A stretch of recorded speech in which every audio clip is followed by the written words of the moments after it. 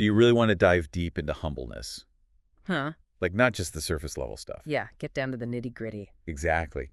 We're talking about how it actually works in real life. Mm. And we've got this podcast episode called The Power of Humbleness that we're going to use as our source material. Okay, sounds good. The really interesting thing is it argues that humbleness isn't a weakness, but a key to success. Kind of wild, right? It's definitely a bit of a paradox. You'd think being humble would hold you back. For sure. But this source really dives into how this thing that we think of as a weakness can actually be a strength. I'm intrigued. So how does the source define humbleness in a way that makes us think about it as powerful? Well, they go beyond just, like, being nice or self-effacing. It's more of an inward mindset. Okay. It's about acknowledging that you don't have all the answers, that you're part of something bigger than yourself. That's really interesting. So it's this openness to constantly learning and growing that they're emphasizing. Because if you think you know everything, you stop trying to learn new things, Oh, right? absolutely. You become stagnant. I can think of a few people like that. Yeah, I think we all can. And their lack of humbleness is actually what's limiting them. It's true. The source really contrasts this with a humble mindset. Yeah. Where you are constantly seeking out new knowledge and new perspectives. Right. It's almost like by admitting you don't have all the answers, that's how you can actually keep growing and evolving. That makes me think of that saying, the more you learn, the more you realize you don't know. Exactly. So how does this connect to the idea of humbleness being a strength then? Well, the source highlights how this kind of mindset impacts how you handle setbacks, challenges. Like if you go in acknowledging that you don't have all the answers, you're less likely to just completely fall apart when things go wrong. Oh, that's so true. Because it's not a personal attack on your ego. Exactly. It's just a chance to learn and grow from whatever that experience was. Yeah. And they link this directly to resilience and self-worth, too. Okay. Like your value isn't tied to being right all the time, which can be incredibly freeing, actually. I love that. Yeah. Because, it is so easy to get caught up in what other people think, especially in a world where it feels like everyone's trying to project this image of perfection. For sure. And the source argues that humbleness lets you step back from that need for external validation. Like you're not constantly trying to get everyone to tell you that you're great. Right. Your sense of worth comes from within. So you don't need the likes and the follows. Exactly. And that makes you so much more resilient to criticism. Or, if you experience failure, it's like instead of building on shifting sand, you're on solid ground. Yeah, I love that analogy. So you're not always seeking approval or trying to prove yourself. That frees up so much mental energy and space to actually focus on learning and growing. Absolutely. And that growth isn't just limited to knowledge and skills. The source makes a really compelling argument for how humbleness affects your relationships, too. Oh, interesting. They talk about how it fosters this very specific kind of listening. Okay, I'm really intrigued. What's different about the way a humble person listens? Well, they're not just waiting for their turn to talk. Right. It's more than that. It's about this genuine curiosity about what the other person is thinking and feeling. Like you're really trying to understand their perspective, even if you don't agree with it. That's a really key difference because I think we've all been in those conversations where someone's like just waiting to jump in with their own opinion. Oh, for sure. And they're not really paying attention to what you're saying. Yeah, and the source really argues that this deep level of listening that's a natural part of humbleness is what builds those strong connections. It makes total sense. Like if you feel like someone is really hearing you, you're going to be more open and honest, right? Definitely. You're going to share your true self more. And that just creates trust and a deeper relationship. It's a kind of intimacy that's really hard to find otherwise. Yeah, for sure. But, this might sound a little counterintuitive, but the source also says that humbleness can make you better at handling conflict. Really? I know. I always thought it meant avoiding confrontation or being like a pushover. Yeah, that's a pretty common misunderstanding. It is. But the source actually points out that humble people are more willing to admit when they're wrong. Oh, interesting. They don't see it as a defeat. They see it as an opportunity to learn and grow. That totally changes how you would go into a disagreement with somebody. Right? Because if someone owns up to their mistakes, it makes it easier to find some common ground. For sure. You can move on without resentment. Exactly. It's not about avoiding those tough conversations. It's about approaching them with a willingness to understand the other person's point of view and to even admit when you've messed up. So it's less about winning the argument Totally. And more about coming to a resolution where everybody feels heard. Absolutely. And this is where it gets really interesting. The source goes on to talk about this unexpected connection between humbleness and leadership. Oh, wow. Okay. They actually argue that a lot of the most successful leaders have this quality, even though it doesn't seem obvious. That is surprising Yeah. because you usually think of leaders as being really assertive, Mm. confident, not necessarily humble. Right. What's the thinking behind that? Why would humbleness be a good quality for a leader? Well, the source explains that humble leaders actually create a different dynamic within their teams. Okay. Because they're willing to admit their own mistakes and give credit to other people, they foster this environment of trust. Like a psychological safety. Exactly. And when you know your leader is approachable and that they genuinely value what you contribute, you're way more likely to, be engaged and productive. Makes sense. You wouldn't be afraid to speak up or share new ideas. That's a really crucial point.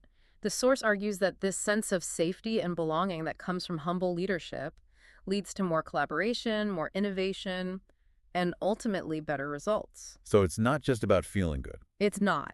It actually makes the team more effective and successful. Right. And it goes beyond just leaders, too. Oh, really? The source points out that this applies to anyone building relationships, whether it's at work or in your personal life.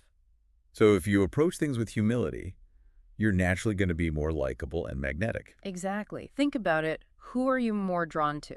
The person who's always bragging, Uh-huh. or the one who really listens and shows genuine interest? That's such a good point. So it's not about pretending you haven't accomplished anything.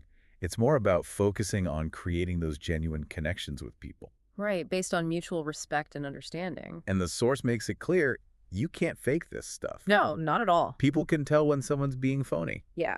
Real humbleness, it comes from genuine self-awareness. You have to really know yourself. And a desire to connect with other people on a deeper level. So it's not an act you put on. It's really about changing how you are in the world. Exactly. And luckily, the source actually gives us some practical advice on how to do that. They talk about specific things you can do to cultivate humbleness. Okay, this is what I'm excited to get into. Yeah. What are those steps? What can our listeners actually do? Well, they start with something that seems super simple, but it's really powerful. Okay. Gratitude. Like really take the time to appreciate the people and the opportunities that have helped you get to where you are. I love that because it shifts your focus away from what you don't have and toward what you already do have. Exactly. It's like a total reframing of your perspective. Okay. And the source really emphasizes how that shift is key to developing humbleness. Okay. When you're focused on gratitude, you're way less likely to take things for granted or to feel superior to other people. Right. You start to see how interconnected we all are. Yeah. Okay, so gratitude is a good foundation. Yeah. What other practices do they recommend? Well, they talk about actively seeking out feedback, Okay. even when it's not positive. Ooh, that's a tough one. It is. But I guess it shows that you're open to learning and growing, even if it means you got to face some of your weaknesses. Exactly. And, not everybody likes to hear criticism. No, for sure not. But I can see how if you go into it with a humble mindset, it becomes less about your ego and more about how you can improve. It's like saying, hey, I'm not perfect, but I'm willing to learn. Yeah, That's a powerful message. it is. And it builds trust with the people around you because you're showing that you value growth over your ego. So gratitude, feedback. Then there's admitting mistakes. Ooh. Yeah, Which can be hard. especially in a culture that always wants you to be perfect. Oh, absolutely. Mm. But this source really emphasizes that owning up to your errors, it's not a weakness. It's a strength. Exactly. Yeah. They say that admitting when you were wrong, it doesn't make you look bad. It actually makes you more credible. Yeah, because you're honest. You're accountable, and those are qualities that people really admire. And it just feels more real, right? We all mess up. All the time.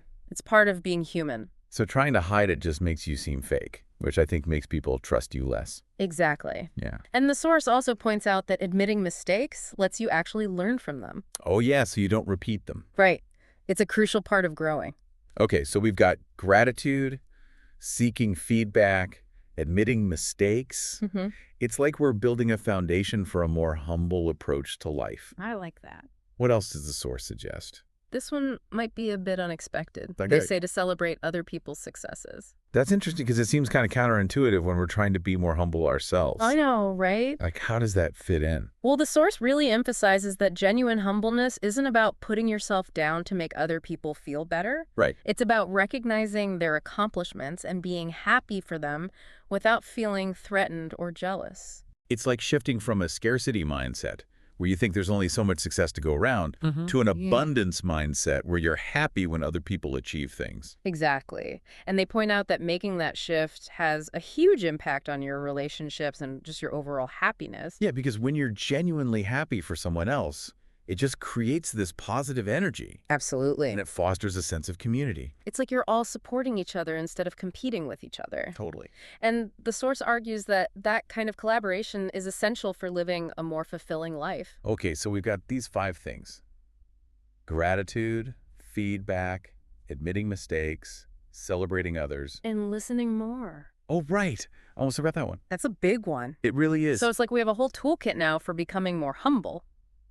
I like that. And what's cool is that you can start using these tools right away. You don't need any special skills. Nope, you just need to be willing to change your perspective a little bit. And, actually change your behavior. Make those small changes in how you act. But how do we know if it's working? What are some signs that we're becoming more humble? That's a great question. It is. I'm curious to know. The source doesn't give us a checklist or anything, Okay. but they talk about how powerful humbleness can be and how it can transform how you interact with other people. How so?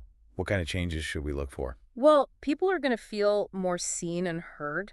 Like they really matter. Exactly, and more valued, because you're not just focused on yourself, you're genuinely interested in them and what they have to say. It's like you give off this different energy, one that draws people in.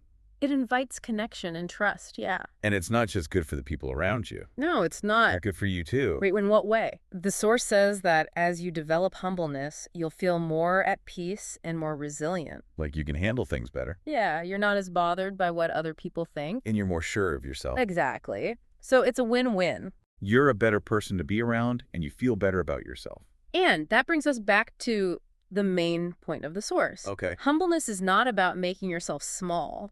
It's about lifting other people up. Yeah, it's about understanding that we're all connected and that what we do affects everyone around us. And the source says something that's really stuck with me. It's the humble heart that makes the greatest impact. Wow, that's powerful. It really is. It suggests that real success isn't about what you get for yourself. It's about how you make the world a better place. And the source believes that humbleness is the key to doing that. Because when you approach life with humility and a desire to help others, you start this chain reaction of positive change. It goes way beyond your own life. It's not just about being a good person, it's about changing the world. Exactly. So how do we take all this information and put it into practice? That's the real challenge. It is. It's about taking those 5 practices we talked about: gratitude, feedback, listening, admitting mistakes, celebrating others, Yeah. and making them part of everything you do. Weaving them into how you interact with the world. Right. Make those small choices every day to be a little bit more humble, A little bit more compassionate. a little more understanding. And the source reminds us that it's a journey, not a destination. You're not going to get there overnight, There are going to be times when we mess up. when our ego takes over. But the important thing is to keep trying, right? Keep practicing, even when it's hard. Absolutely. Because the more you practice, the easier it gets. And the more you'll see how powerful humbleness can be. In your own life and the lives of the people around you. Okay, so as we wrap up this part of our deep dive, Uh-huh. I want to leave you with one last thought from the source that really hit home for me. Okay. So they say, humility is not thinking less of yourself, it's thinking of yourself less. Oh, that's beautiful. It really is. It's about taking the focus off your own ego, And putting it on something bigger. connecting with something larger than yourself. And the source argues that's where you find real fulfillment, in contributing to the well-being of others. Okay, so as we move on, remember, humbleness isn't a weakness. It's a quiet strength. It can transform everything. Your relationships, your work, your impact on the world. Embrace it. Nurture it. Let it guide you on your journey to becoming the best version of yourself.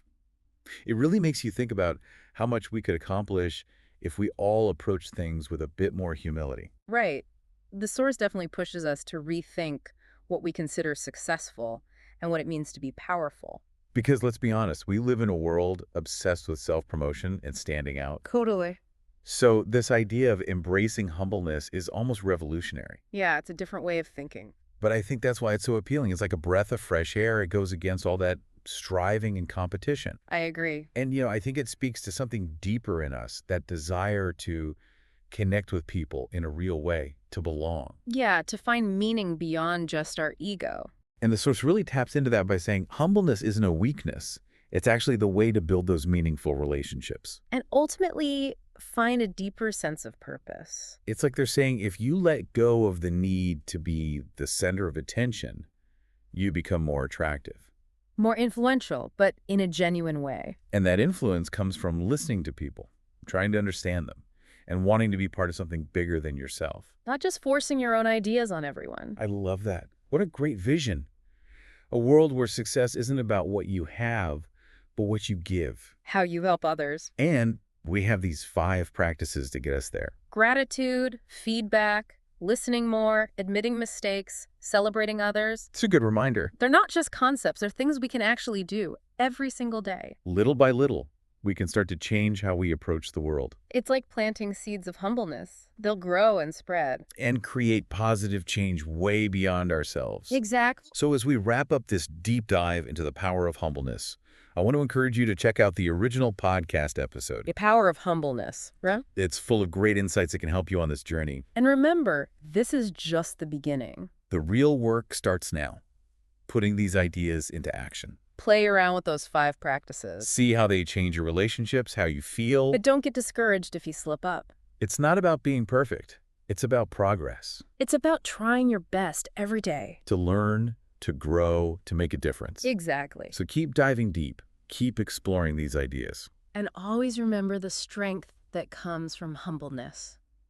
That's it for this deep dive. Until next time, stay curious and stay humble.